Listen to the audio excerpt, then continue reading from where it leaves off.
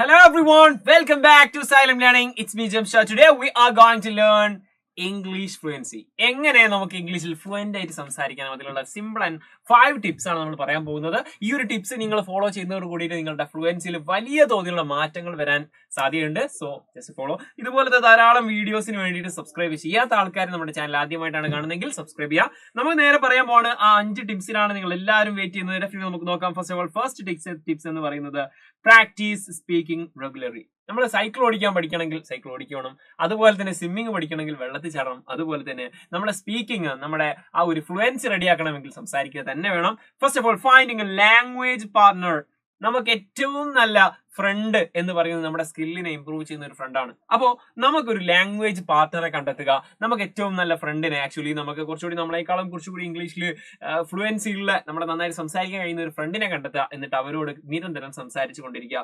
Using language exchange apps. ഇന്നത്തെ കാലത്ത് ഇഷ്ടം പോലെ ആപ്പുകൾ നിങ്ങൾക്ക് ജസ്റ്റ് യൂട്യൂബിൽ മോസ്റ്റ് എഫക്റ്റീവ് സ്പീക്കിംഗ് അല്ലെങ്കിൽ English communicating apps just search ചെയ്ത് നോക്കിയാൽ ഇഷ്ടം പോലെ ആപ്പുകൾ കിട്ടും. അല്ലെങ്കിൽ നിങ്ങൾ ജസ്റ്റ് ചുമ്മാ ആപ്പ് സ്റ്റോറിലോ അല്ലെങ്കിൽ അതുപോലെ തന്നെ പ്ലേ സ്റ്റോറിലോ ചെക്ക് ചെയ്താൽ ഇഷ്ടം പോലെ ആപ്പുകൾ കിട്ടും.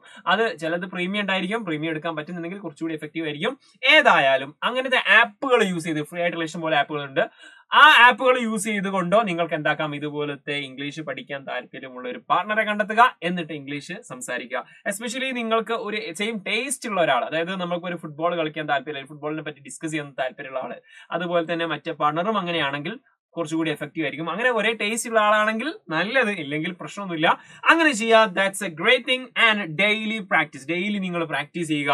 Even if just talking to yourself. നിങ്ങൾക്ക് ഇങ്ങനെ ഒരാളെ കിട്ടിയില്ല, അല്ലെങ്കിൽ നിങ്ങൾക്ക് ആപ്പിൽ നെറ്റ് തീർന്നു പോയി, അല്ലെങ്കിൽ നിങ്ങൾക്ക് എന്താക്കിയില്ല, അങ്ങനെ ഒരു ആപ്പ് കണ്ടെത്താൻ കഴിഞ്ഞില്ലെങ്കിലോ, just look into the mirror. Just മിററിലേക്ക് നോക്കിയിട്ട്, കണ്ണാടിയിലേക്ക് നോക്കിയിട്ട് നിങ്ങൾ എന്താക്കുക, ജസ്റ്റ് ഒരു 5 മിനിറ്റ് എങ്കിലും ദിവസം സംസാരിക്കുക.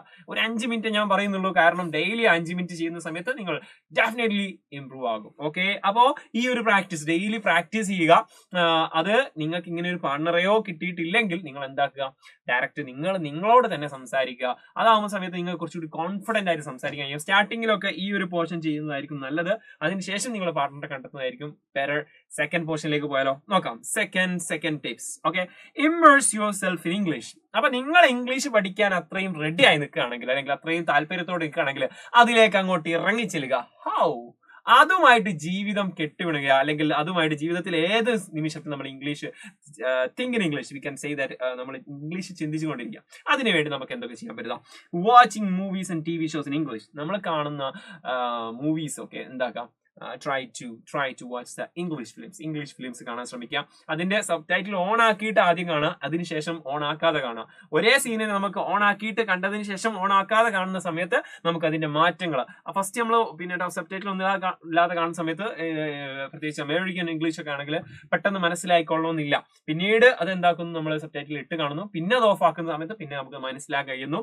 സോ TV ഷോസ് ആണെങ്കിൽ അതൊക്കെ എന്താക്കാം, ഇംഗ്ലീഷ് TV ഷോസ് ഒക്കെ കാണാൻ സ്റ്റാർട്ട് ചെയ്യാം. അതുപോലെ തന്നെ പോഡ്കാസ്റ്റുകൾ, ഇംഗ്ലീഷ് പോഡ്കാസ്റ്റുകൾ നമ്മൾ എന്താക്കുക, മ്യൂസിക് അതിന്റെ ലിറിക്സ് ഒക്കെ ചിലപ്പോൾ നമുക്ക് കുറച്ച് കോംപ്ലിക്കേറ്റഡ് ആയിരിക്കും. അതിനേക്കാൾ ഏറ്റവും ഇമ്പോർട്ടന്റ് ആണ്, അല്ലെങ്കിൽ കുറച്ചുകൂടി എഫക്റ്റീവ് ആണ് പോഡ്കാസ്റ്റ് എന്ന് പറയുന്നത്. ഈവൻ ഫിലിമിനേക്കാളും കുറച്ചുകൂടി ഇമ്പോർട്ടന്റ് ആയിരിക്കും പോഡ്കാസ്റ്റുകൾ എന്നുള്ളത്.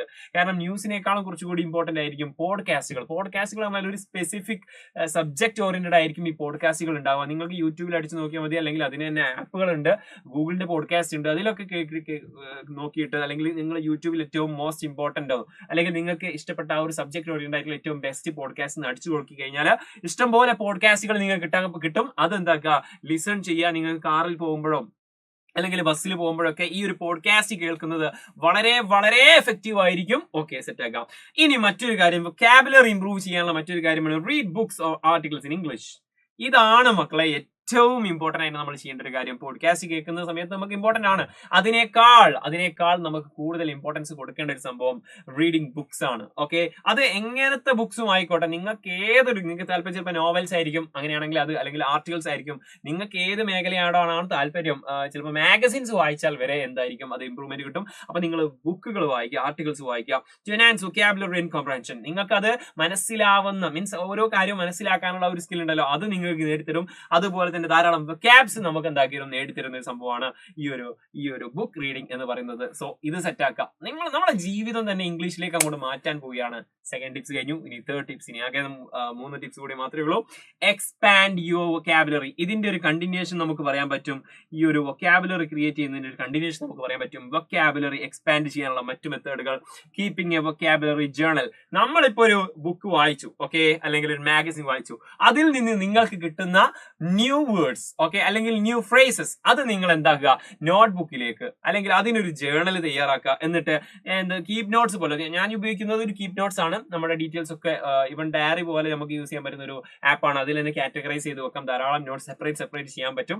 അങ്ങനെ ഒരു നോട്ട്സ് ഉണ്ടാക്കിയിട്ട് നിങ്ങൾക്ക് കിട്ടുന്ന ന്യൂ വേർഡ്സുകൾ, ന്യൂ ഫ്രേസസ്, അതിന്റെ ഈവൻ സിറ്റുവേഷൻ അടക്കിയിട്ട് എന്താക്കുക, അത് എഴുതി വെക്കുക. അതാണ് learning phrases and collections instead of isolated words. ഒരു വേർഡ് എഴുതി അതിന്റെ മീനിങ് നമ്മൾ ചെറുപ്പത്തിലൊക്കെ അല്ലെങ്കിൽ നമ്മളൊക്കെ നമ്മളെ നോട്ട്ബുക്സിനൊക്കെ ബാക്കിൽ നമുക്ക് ടഫ് വേർഡ്സ് എഴുതിയിട്ട് അതിന്റെ മീനിങ് എഴുതും. അത് നമ്മുടെ ബ്രെയിനിലേക്ക് അത് ക്യാച്ച് ചെയ്യാൻ ടൈം എടുക്കും. അതിന്റെ എക്സാമ്പിൾസ് വിത്ത് എക്സാമ്പിൾസ് എന്താക്കാം, നമ്മൾ എഴുതി വെക്കാം. അത് നോട്ട്ബുക്കിൽ എഴുതി വെക്കാം, അല്ലെങ്കിൽ നിങ്ങൾ റഫുക്ക് സ്റ്റിക്ക് നോട്ട്സിൽ എഴുതി വെക്കാം, അല്ലെങ്കിൽ ഏറ്റവും ബെറ്റർ നമുക്ക് ഇന്നത്തെ കാലത്ത് പറയുന്ന സമയത്ത് കീപ് നോട്ട്സ് പോലുള്ള ആപ്പുകളിൽ നിങ്ങൾക്ക് എന്താക്കാൻ പറ്റും, എഴുതി വെക്കാൻ പറ്റും. നിങ്ങളുടേതായിട്ടുള്ള ഒരു എക്സാമ്പിൾസ് നിങ്ങൾ സ്വയം ക്രിയേറ്റ് ചെയ്യുക. Okay, once in a blue moon എന്ന് പറഞ്ഞ ഒരു ഇഡിയം ഉണ്ട്, അതായത് വളരെ റയർ എന്നുള്ള അർത്ഥമാണ്. അപ്പൊ അതിനൊരു എക്സാമ്പിൾ നിങ്ങൾ തന്നെ സ്വയം ഉണ്ടാക്കുന്ന സമയത്ത് you never gonna forget that word, okay, again, okay, നിങ്ങൾ അത് വേർഡ് മറക്കില്ല. സോ ഇത്രയും പറഞ്ഞിട്ടുള്ള ടിപ്സ് നിങ്ങൾക്ക് ഇഷ്ടമായ ലൈക്ക് ചെയ്യാൻ മറന്നു പോരുത്. ഇനി ബാക്കി 2 ടിപ്സ് കൂടെ ഉള്ളൂ. ഈ ടിപ്സും കൂടി നിങ്ങൾ ഫോളോ ചെയ്യുകയാണെങ്കിൽ definitely the fluency will come to your language. Okay, നോക്കി. Next one, fourth one, focus on listening skill. Listening ഉണ്ടെങ്കിലേ നമുക്ക് എന്താക്കാൻ പറ്റുള്ളൂ, സ്പീക്കിങ്ങിലേക്ക് പോകാൻ പറ്റുള്ളൂ. ലിസണിങ് അത്രയും ഇമ്പോർട്ടന്റ് ആണ്. ലിസണിങ്ങിന്റെ പല സെക്ഷനുകളും നമ്മൾ പറഞ്ഞു കഴിഞ്ഞു. പോഡ്കാസ്റ്റ് പറഞ്ഞു, അതുപോലെ തന്നെ വാച്ചിങ് ഫിലിംസ് പറഞ്ഞു, അതിലൊരു ലിസണിങ് ഉണ്ട്. Okay, next one, active listening exercise. അതായത് സമ്മറൈസിങ് വാട്ട് യു ഹിയർ. അതായത് നിങ്ങളിപ്പോ പോഡ്കാസ്റ്റ് കേട്ടു, ഓക്കെ, പോഡ്കാസ്റ്റ് കേട്ടു, ഒരു 10 മിനിറ്റിൽ അല്ലെങ്കിൽ 15 മിനിറ്റിൽ പോഡ്കാസ്റ്റ് കേട്ടിട്ട് നിങ്ങൾ ഒരു പേപ്പർ എടുക്കുന്നു. ആ പേപ്പറിൽ നിങ്ങൾ എന്താണോ കേട്ടത്, whatever you can understand, അതെന്തൊക്കെ നിങ്ങൾ എഴുതി വെക്കുക. അങ്ങനെ ഒരു തോട്ടോട് കൂടിയിട്ട് നിങ്ങൾ ആ ഒരു പോഡ്കാസ്റ്റ് കേൾക്കുന്ന സമയത്ത് നിങ്ങൾ കുറച്ചുകൂടി മനസ്സിലാക്കണം. കോംപ്രിഹെൻഷൻ ലെവലിലേക്ക് നിങ്ങൾ എന്താക്കും, കേൾക്കാൻ ശ്രമിക്കും. അപ്പോൾ അത് വല്ലാതെ എഫക്റ്റീവ് ആയിരിക്കും. എനിക്ക് ഈ ഒരു 15 മിനിറ്റുള്ള വീഡിയോ കണ്ടിട്ട് അല്ലെങ്കിൽ പോഡ്കാസ്റ്റ് കണ്ടിട്ട് അതിന്റെ സമ്മറി എനിക്ക് എഴുതിയെടുക്കണം എന്നുള്ള ആ ഒരു മെന്റാലിറ്റിയോട് കൂടി നിങ്ങൾ പോഡ്കാസ്റ്റ് കേൾക്കുകയാണെങ്കിൽ ഡെഫിനറ്റ്ലി നിങ്ങൾക്ക് എന്തായിരിക്കും, ആ കേൾക്കുന്ന ആ ശ്രദ്ധ കുറച്ചുകൂടി നിങ്ങൾക്ക് കിട്ടാൻ പോവുകയാണ്. Next one, exposure to different accent and speaking style. Important ആണ് മക്കളെ. നിങ്ങൾ ഏതെങ്കിലും ഒരു ഫേവറേറ്റ് ആയിട്ടുള്ള ആക്സെന്റ് ലവ് ചെയ്യാൻ തുടങ്ങും. ആക്ച്വലി എനിക്കിഷ്ടം നമ്മുടെ അമേരിക്കൻ ഇംഗ്ലീഷ് ആണ്. American English we would say, ആ ഒരു മോഡുലേഷൻ. ഓക്കെ, ആ ഒരു നിങ്ങൾ ഏതെങ്കിലും ഇഷ്ടപ്പെടുകയാണെങ്കിൽ അത് നന്നായിരിക്കും. കാരണം നമ്മൾ ഇന്ത്യക്കാരാണ്. ഇന്ത്യൻ ആക്സെന്റ് എന്ന് പറഞ്ഞാൽ വേറൊരു ആക്സെന്റ് ഉണ്ട്. പക്ഷേ നമ്മൾ ഇതിന്റെ ഒറിജിൻ എന്ന് പറയുന്നത് ബ്രിട്ടീഷ് ഇംഗ്ലീഷ് ആണ്. ഇന്ത്യക്കാർ പൊതുവെ ഫോളോ ചെയ്യുന്നത് ബ്രിട്ടീഷ് ഇംഗ്ലീഷ് ആണ്. ബ്രിട്ടീഷ് ഇംഗ്ലീഷ് കുറച്ചുകൂടി അടിപൊളിയാണ്. അതുപോലെ തന്നെ അമേരിക്കൻ ഇംഗ്ലീഷ് കുറച്ച് കോംപ്ലിക്കേറ്റഡ് ആണ്. ഓരോരുത്തർക്കും ഓരോ താല്പര്യങ്ങളായിരിക്കും. അപ്പൊ അമേരിക്കൻ ഇംഗ്ലീഷ് ഉണ്ട്, ബ്രിട്ടീഷ് ഇംഗ്ലീഷ് ഉണ്ട്. നിങ്ങൾക്ക് ഏതാണോ നിങ്ങൾക്ക് ആപ്റ്റ് ആയി തോന്നുന്നത്, അല്ലെങ്കിൽ ഓസ്ട്രേലിയൻ ഇംഗ്ലീഷ് വരെ ഉണ്ട്, അത് കുറച്ചുകൂടി കോംപ്ലക്സ് ആണ്. അപ്പോൾ ഏതായാലും നിങ്ങൾക്ക് ഏതെങ്കിലും ഒരു ആക്സെന്റ് താല്പര്യം ഉണ്ടാക്കുക, അല്ലെങ്കിൽ ആക്സെന്റുകളൊക്കെ ശ്രദ്ധിക്കാൻ, വളരെ സിമ്പിൾ ആയിട്ട് പറയുകയാണെങ്കിൽ ആക്സെന്റുകളൊക്കെ ശ്രദ്ധിക്കാൻ തുടങ്ങുക. ഓക്കെ, എന്തൊക്കെയാണ് മാറ്റം. ഈവൻ സ്പെല്ലിംഗിൽ വരെ ഈ അമേരിക്കൻ ഇംഗ്ലീഷ് കളറിന്റെ സ്പെല്ലിംഗ് നോക്കി നോക്കൂ. കളർ ഇതാ. ഓക്കെ, കളർ നമുക്ക് എന്താക്കാം, ഇങ്ങനെ എഴുതാൻ പറ്റും. ഇതാ, കളർന്നും എഴുതാൻ പറ്റും. കളർ, ഓക്കെ, സെയിം സ്പെല്ലിംഗ് ആണ്, അല്ല സെയിം മീനിങ് ആണ്, സെയിം പ്രൊനൗൺസിയേഷൻ ആണ്, ബട്ട് ഡിഫറെന്റ് സ്പെല്ലിംഗ്. അങ്ങനെയുള്ള സാധനങ്ങൾ. ഓക്കെ, അങ്ങനെ 2 ആക്സെന്റിൽ വരുന്ന സാധനങ്ങളാണ് ബിസ്ക്കറ്റ്, കുക്കീസ്. ഒരു അമേരിക്കൻ ഇംഗ്ലീഷ് വേറെയാണ്, ബ്രിട്ടീഷ് ഇംഗ്ലീഷ് വേറെയാണ്. ഒന്നിന് ബിസ്ക്കറ്റ് എന്ന് പറയും, മറ്റൊരു സ്ഥലത്ത് കുക്കീസ് എന്ന് പറയും. അങ്ങനെയുള്ള സാധനങ്ങൾ ജസ്റ്റ് കൂടി എന്താക്കുക, ഫോക്കസ് ചെയ്യാൻ തുടങ്ങുക. അല്ലെങ്കിൽ അത് കുറച്ചുകൂടി നിങ്ങൾ മൈന്യൂട്ട് ആയിട്ടുള്ള കാര്യങ്ങൾ കൂടി ശ്രദ്ധിക്കുന്ന സമയത്ത് നിങ്ങൾ എന്തായിരിക്കും, ഇതിനോട് കുറച്ചുകൂടി ഇൻട്രസ്റ്റഡ് ആയിരിക്കും. ഈവൻ നമുക്കൊരു ആക്സെന്റ് കേട്ടോ, it's a British English, okay, it's American English എന്ന് പറയാൻ പറ്റണം. ഓക്കെ, ആ ഒരു ലെവലിലേക്ക് നിങ്ങൾ എന്താക്കുക, ലിസണിംഗ് സ്കില്ല് കുറച്ചുകൂടി ഫോക്കസ് ചെയ്യുക. Set one, last and final one, set realistic goals. നിങ്ങൾ ഗോൾസ് സെറ്റ് ചെയ്യണം.